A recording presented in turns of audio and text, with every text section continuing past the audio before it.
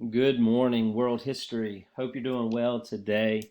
It is Thursday, April 2nd, and we are moving from Unit 4 to Unit 5. So we've been talking about the Middle Ages and whether or not it was the Dark Ages. And in a way, as you have seen, everything kind of stopped.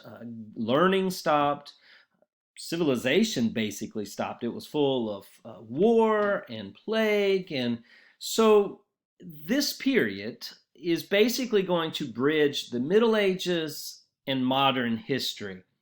And it is a fabulous period to study. It's full of interesting things. And so we're going to look at the Renaissance, and we're going to look at it from the Italian part, and then there are some other ways in which we'll go into it as we move forward. So the first thing that we need to recognize is that the Renaissance typically refers to this period in European history that can go from 1300 till about 1600. And if you look at this chart, you see that there's a lot of things that happen that are really important for us to begin to understand.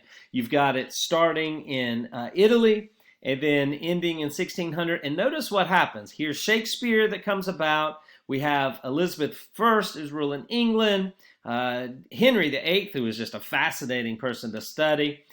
The Gutenberg Bible that is printed. We have Machiavelli, who is a very interesting individual to study, comes about. So this is a time period that I think you're really, really going to enjoy. So the beginning, we have to understand, what was Europe like after the Middle Ages? So when the Middle Ages basically ends, it's dealing with the war and the plague. People are tired. They are tired of being quarantined. They're tired of being stuck. And I think you and I would agree it's only been 2 weeks, but we're kind of tired of this quarantine.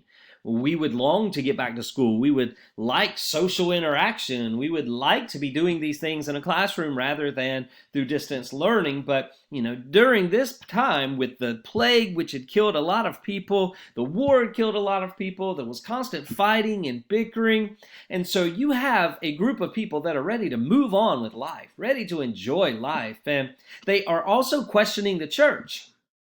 The church has not really taken care of them. The church hasn't done what they said that they could do. God seems to have left the people. And so people are starting to look at themselves differently. They're looking at the church differently, looking at government differently.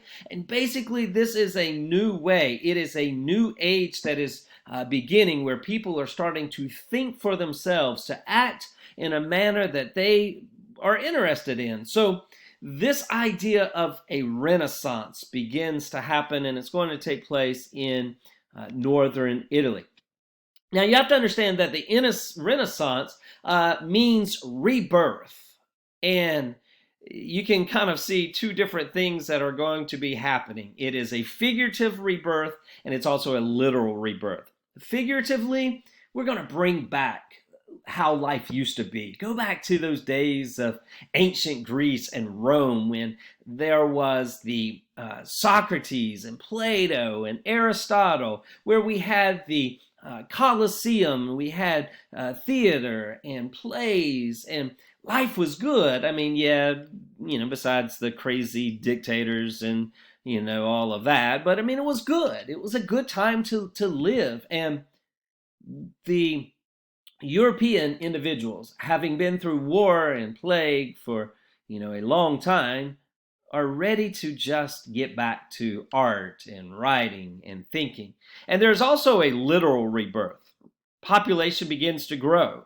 You have a lot of babies being born because, shelter in place, times have changed, and so now it's a new beginning. We see that the plague is gone. We're going to rebirth of society. It's going to start, and you'll start to see astronomy come in, philosophy, the printing press, language through writing and painting and sculptures, world exploration, and dare we say, here comes Shakespeare. So this is a time in which new and inventive ideas are going to begin to spread and gain influence, which means somebody's not going to have the power that they once had, and that's going to be the church.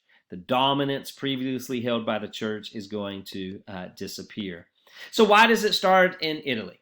Well, it basically starts in Italy because of this one family, and it is really going to take place in Milan, Venice, and Florence. And if you've kind of looking on the map, you can see that here is Florence, and then of course you come to Milan, and then when we get into Venice, which is right here. So this is like the triangle of the beginning of the Renaissance. And in each one of these places, there was a powerful family, if you will.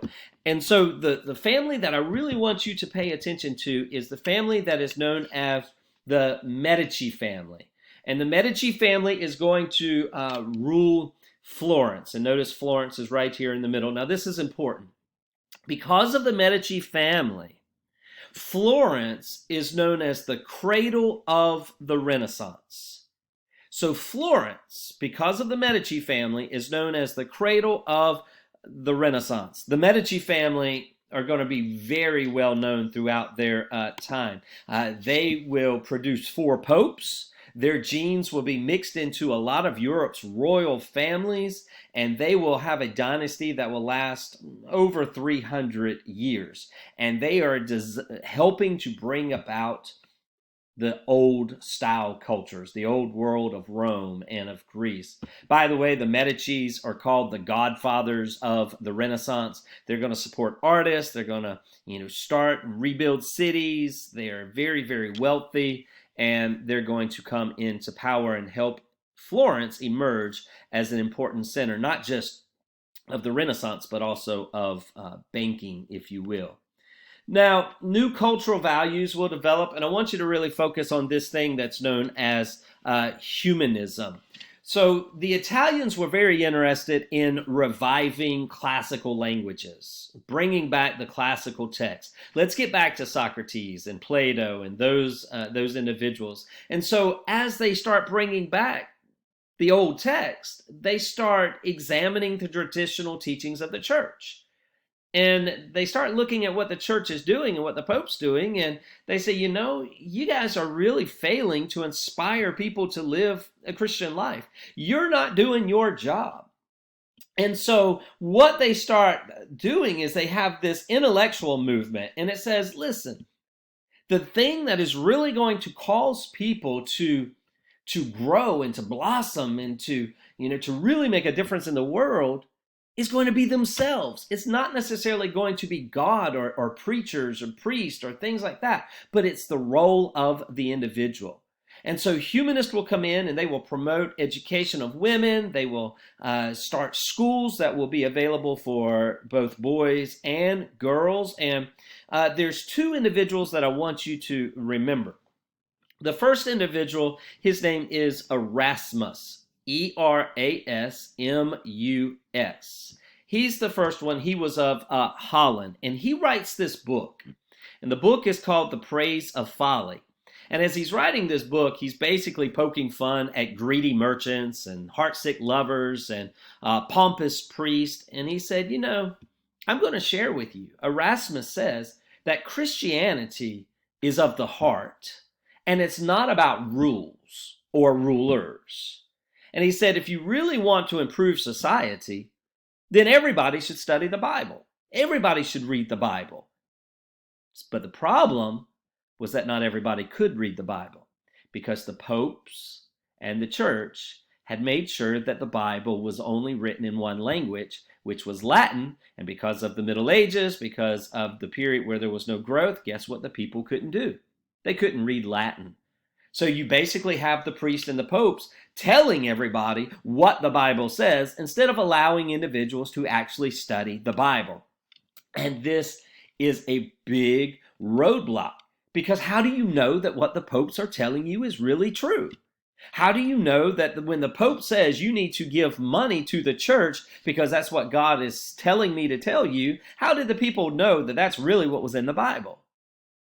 They didn't read. They couldn't understand it. And so Erasmus comes in and says, listen, It's not about what the Pope says. It's not about the rules of the church. It is about the heart. It's about doing what is right. And if we're going to improve society, everybody needs to be able to study the Bible. That leads to the next guy.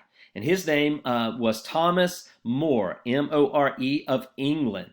And he comes in and he says, all right, so if Erasmus, and they were really good friends, so if Erasmus is saying that it's of the heart and people need to be able to study the Bible, then what I need to do is I need to be able to write a story that basically talks about what it means to live this good life. What does a model of society look like? So in 1516, he wrote a book, and the title of his book was Utopia, Utopia. Now, in English, when we think of utopia, we think about a perfect place. It's a perfect place where there's no greed, no corruption, there's no war. You don't need money. You don't have to have rules because everybody loves everybody. Everybody gets along. And so More will write this book, and as he writes this book, he's encouraging people to understand that the best way to live society is, first of all, to be able to bring back the languages, to read, to understand what you are reading, and to just live in peace with one another, to be kind, and to be familiar with taking care of one another. And you'll start to see that the church leaders will lose touch with the people because they are doing what they want to do.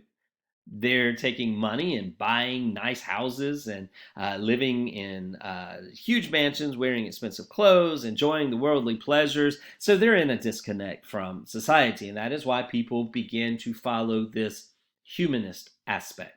It's intellectual thought process. And that's one thing that I want to encourage you to do today is, even in this distance learning, take time and learn more about society and about history.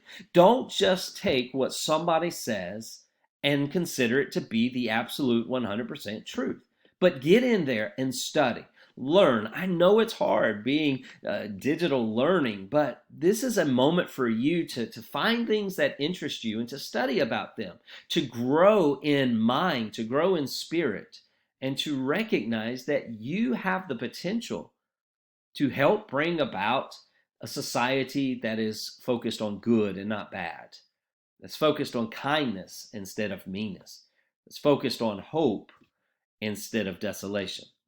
So as we start to see the Renaissance come about, it allows us to maybe want to have a rebirth of our own, a rebirth figuratively, in a way in which we say, okay, it's a new way, it's a new life, it's a new normal, so let me figure a way to use my intellect, to use my heart, and to help make a better society. In the next episode, we're going to talk a little bit about the Renaissance man. What does a woman look for in a man? During the Renaissance, we'll talk about that. And we're going to start getting into some of that classic art as well. Have a great day. Appreciate your time, and talk to you soon. Remember, you're smart enough, you're good enough, and doggone it, people love you.